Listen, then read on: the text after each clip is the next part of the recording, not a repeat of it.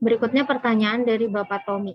Dok, saya ingin bertanya, anak usia 8 bulan panas demam 37-38 derajat. Tetapi sekarang anaknya sudah tidak panas, hanya saja lebih ke sering tidur. Dan mukanya mulai muncul merah biasa, bukan bintik-bintik.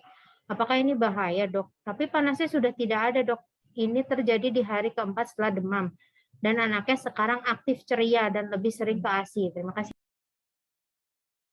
Oke, terima kasih Bapak Tommy. Jadi kalau untuk ini sepertinya mungkin kalau buat mastiin harus diperiksakan ya Pak ya, buat memastikan ini memang bintik-bintik merahnya ini apa. Soalnya kasus-kasus seperti ini tuh banyak banyak yang mirip-mirip gitu. Jadi kalau ini salah satunya aja ya Pak ya. Kalau misalnya ada demam beberapa hari kemudian turun muncul ruam, itu yang paling sering itu adalah Roshella infantum. Itu adalah infeksi virus, biasanya muncul ruam, tapi nanti beberapa hari mungkin 2-3 hari akan hilang sendiri. Cuma kadang kita agak sulit membedakan. Pada demam berdarah itu pada saat demamnya turun, bisa juga ada beberapa anak ada ruamnya juga, tapi biasanya anaknya kelihatan lebih lemas. Cuma sekarang itu demam berdarah juga tidak terlalu khas. Jadi ada beberapa yang nggak sesuai ininya teori anaknya kalau turun demamnya terus masuk fase kritis lemas seperti itu. Ternyata ada beberapa anak biasa-biasa aja termos itu turun gitu. Jadi kalau untuk kasus-kasus seperti ini lebih baik sih diperiksakan untuk memastikan ya Pak ya. Karena kalau nggak lihat langsung, saya khawatirnya nanti malah jadi salah persepsi, malah nggak sesuai diagnosisnya Pak ya. Kalau misalnya memang masih ragu, sebaiknya segera diperiksakan ke dokter ya. Jadi selain ada pemeriksaan fisik, dokter juga membutuhkan pemeriksaan penunjang ya dok, untuk bisa menegakkan suatu diagnosa. Ya betul, mungkin kalau diperlukan kita perlu pemeriksaan darah ya. Berikutnya dok dari Ibu Lucia Widyastuti. Apakah setiap anak kejang demam pasti akan selalu terulang saat anak demam lagi? Terima kasih. Yang sore ya, sore deh Bu Lucia. Jadi kalau misalnya untuk anak kejang demam itu belum tentu dia demam tuh pasti ada kejang. Cuma kita tetap harus hati-hati. Jadi kadang sih mungkin berulangnya demam. Kalau ada demam gitu kadang ada yang setahun cuma 1 atau 2 kali, ada yang nggak berulang lagi, itu bervariasi.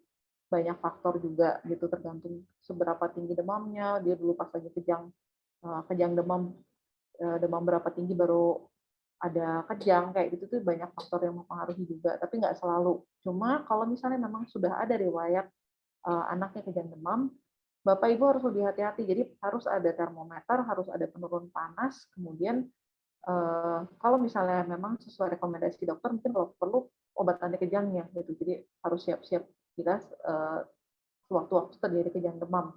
Tapi nggak selalu terjadi juga gitu ya. Belum tentu ya Bu ya. Dari Ibu Mia SBR. Izin bertanya dok, anak saya setelah kejang kurang dari 2 menit, setelah itu dia seperti tertidur sebentar. Apa itu bersifat umum? Oke, ini umum maksudnya biasa. Apakah gitu biasa ya kalau habis kejang terus Iya, tidur? kalau kayak gitu memang cenderung seperti itu Bu. Jadi kalau misalnya ada kejang, memang biasanya anaknya habis itu tertidur. Cuma biasanya sebelum tertidur tuh mungkin dia pada saat tertidur bisa ada fase nangisnya dulu gitu. Mungkin nanti sudah tertidur juga dia bisa bangun terus nangis kayak biasa, kontak mata kayak biasa. Kalau misalnya udah tertidur, habis itu anaknya susah dibangunin, kalau nggak dibangunin tidur terus, nah itu berarti tidak umum, ada sesuatu kalau seperti itu. Tapi kalau misalnya habis kejang terus tidur sebentar sih masih biasa sih, masih wajar Bu. Oke. Mudah-mudahan bisa menjawab ya Bu ya. Karena saya kalau nggak salah pernah baca juga kejang itu menghabiskan banyak energi ya dok. Jadi mungkin setelah terjadi kejang anaknya bisa kelelahan atau karena oksigennya kurang juga dok. Mungkin ya dua-duanya bisa ya dok. Tapi mungkin kalau untuk kejang demam sendiri memang biasanya kan nggak sampai yang kurang oksigen banget. Tapi pada saat kejang itu memang otot kita kontraksi semua gitu. Jadi memang seperti apa ya? Kayak olahraga ya, bilang. Jadi mungkin melelahkan gitu. Apalagi kalau kejangnya agak lama, ada kemungkinan anaknya habis itu capek terus tidur gitu. Oke, berikutnya dok, luar biasa Sobat Live, antusias sekali mengikuti materi ini, terima kasih. Berikutnya pertanyaan dari Ibu adalah Nuris Kika. Saya izin bertanya dok, saat demam, mengapa seorang yang sakit itu seperti mengigau ya dok? Dan mengapa gejala demam saat sakit dapat menimbulkan suatu gejala penyakit ya dok? Sebentar. Saya satu-satu dulu ya dok. Satu izin bertanya dok, saat demam mengapa bisa ada kayak fase mengigau gitu dok? Ya, jadi Ibu Adela.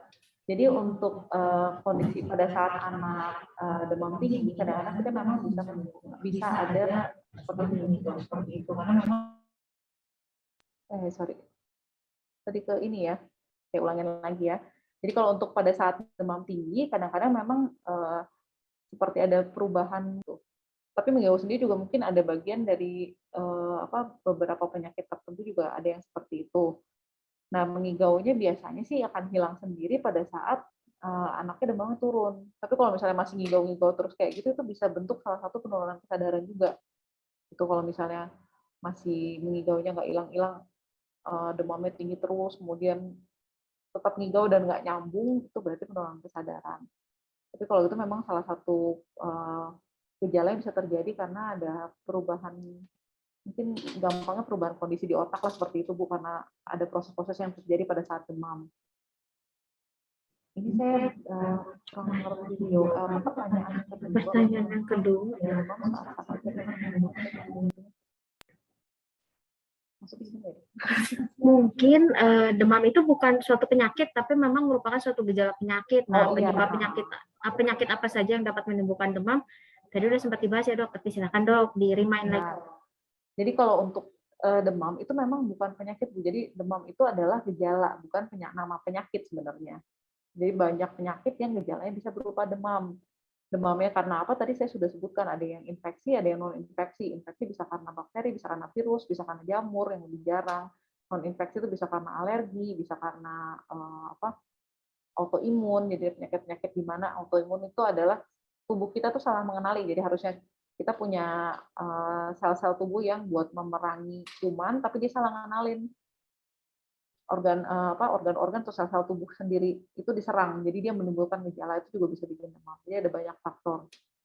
Oke, mungkin kita pertanyaan selanjutnya, Dokter Yasi.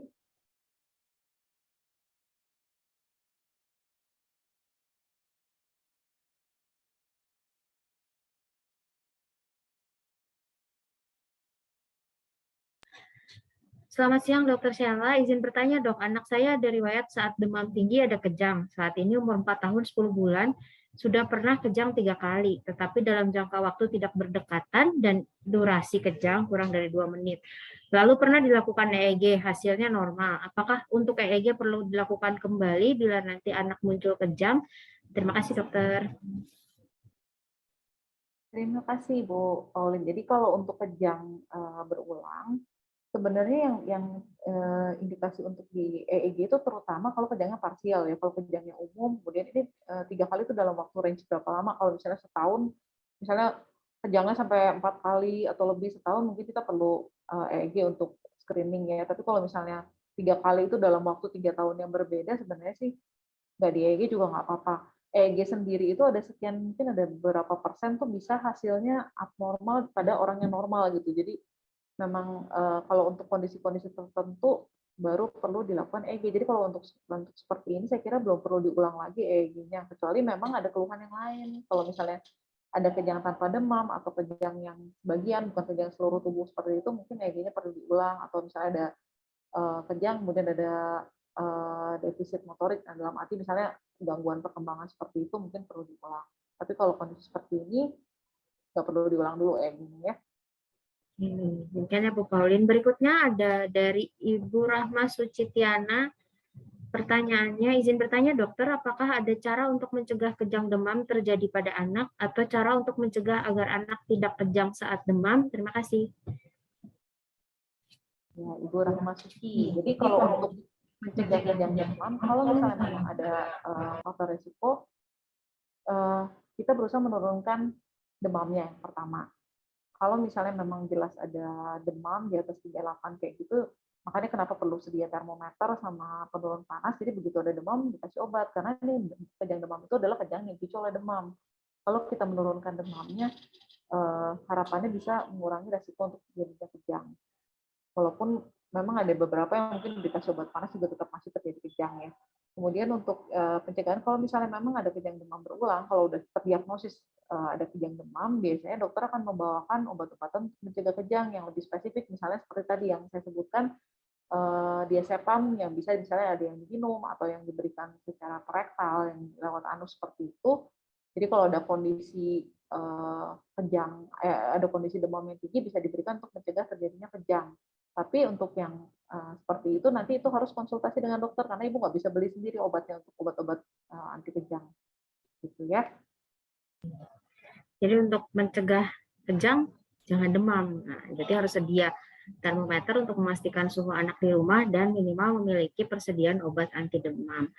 Berikutnya, pertanyaan lagi dari Bu Adela Nuriski, Kak. Apakah ada ciri-ciri gejala kejang yang bukan penyakit dengan gejala kejang penyakit ayan, Dok? Dan tindakan utama bagi kami orang awam dalam menangani masalah kejang-kejang pada anak maupun orang dewasa, bagaimana caranya, Dok? Terima kasih. Ya, Ibu Adela, kayaknya pertanyaannya banyak ya, Bu Adela. Jadi ini ciri-ciri kejang yang bukan, mungkin maksudnya antara kejangnya epilepsi sama yang bukan ya. Kalau epilepsi atau ayan itu kejangnya itu tanpa demam. Jadi epilepsi sendiri sebenarnya banyak banget, Bu. Jadi tipe-tipenya banyak banget, dari epilepsi yang kejangnya umum, yang kejangnya sebagian, ada yang kejangnya mungkin kalau ada yang pernah dengar aksans ya. Jadi orangnya kayak blank gitu, diem aja, nggak respon sama apa-apa, itu sebenarnya masuknya epilepsi juga. Jadi kalau untuk pencegahan itu memang untuk ciri-ciri gejala kejangnya itu memang bervariasi gitu. Tapi kalau untuk membedakan dengan kejang demam itu biasanya selalu diawali dengan demam. Tapi tadi sesuai dengan definisi yang saya sebutkan, kalau misalnya dia udah pernah satu kali aja kejang tanpa demam, nanti kalau berikutnya ada kejang dengan demam, namanya udah bukan kejang demam karena itu udah beda ya. Jadi ada kejang dengan demam tapi pada penderita epilepsi gitu. Bedainnya mungkin lebih ke demamnya ya, ada demam atau enggak. Terus kemudian tindakan utama tadi yang saya sebutkan untuk penanganan awal kejang. Jadi awal yang penting pastikan kondisi orangnya, kejangnya jangan ditahan tapi ditunggu sampai mungkin diamankan. Kemudian kalau misalnya kejangnya agak lama, mungkin segera dibawa ke rumah sakit gitu. Jadi untuk yang awal jangan dimasukin benda-benda apapun ke dalam mulut gitu. Jadi jangan sampai tersedak. Kemudian baju bisa dilonggarkan. Kalau untuk anak dan dewasa sebenarnya kurang lebih sama ya. Nanti untuk penanganan selanjutnya misalnya masih kesadarannya belum kembali atau misalnya kejangnya belum berhenti, segera dibawa ke IGD supaya dapat penanganan lebih lanjut dari dokter. Ini itu ya Bu ya, mudah-mudahan bisa menjawab ya Bu Adela. Berikutnya dari Ibu Eni. Demam dengan suhu berapa yang harus segera dibawa ke dokter meski baru hari pertama atau kedua? Kan, Dok? Oke Bu Eni, kalau demam di atas 39 derajat lebih baik dibawa ke dokter. Kalau misalnya demamnya masih antara 38, pokoknya di bawah 39 kayak gitu, Ibu bisa tunggu sampai sekitar 3 harian. Kalau misalnya tidak ada gejala yang lain ya, kalau anaknya masih mau makan minum, nggak muntah-muntah terus, nggak ada tanda-tanda kegawatan yang lain, itu bisa ditunggu sampai 3 harian baru diperiksakan. Tapi kalau misalnya demamnya nggak tinggi, tapi anaknya muntah-muntah atau nggak mau minum, atau nggak mau makan sama sekali, kemudian pipisnya berkurang, kayak gitu, berarti kan ada problem yang lain, itu juga tetap harus dibawa ke dokter. Jadi nggak cuma lihat dari demamnya aja ya. Oke. Jadi demam masih boleh dirawat di rumah 3 hari dengan perawatan yang benar ya, Dok, cairan yang cukup, kompres dengan air hangat, diberikan obat penurun panas sesuai dengan indikasi. Bukan 3 hari tapi nggak ngapa-ngapain. Nah, 3 hari dengan perawatan di rumah yang tepat seperti yang tadi dipaparkan Dokter Sheila ya, Dok. Ya betul, Dokter Yosi. Jadi tetap diberikan penurun panas sesuai dengan tadi yang dianjurkan, kemudian dikompres dan pemberian cairan yang cukup. Berikutnya dari Ibu Mia SBR lagi. Rajin Ibu Mia. Dok, apakah yang sudah ada riwayat kejang jika terjadi demam harus diberikan obat anti kejang? Oke, sore Bu Mia. Sebenarnya nggak semua harus diberikan obat anti kejang. Jadi kalau misalnya memang ada riwayat kejang berulang atau misalnya biasanya kebanyakan sih kejang berulang atau kejang parsial seperti itu. Jadi ada yang kriteria-kriteria tertentu tadi yang saya udah sebutkan itu memang perlu diberikan obat anti kejang karena agak beresiko gitu. Tapi sebenarnya sih nggak semua harus dikasih anti kejang. Kalau misalnya kejang demam, misalnya kejang demam satu kali, kejang demam sederhana, kemudian nggak ada kejang parsial, nggak berulang seperti itu sebenarnya nggak perlu dikasih anti kejang. Jadi bisa dengan pemberian paracetamol aja untuk penurun demamnya aja biasanya udah cukup.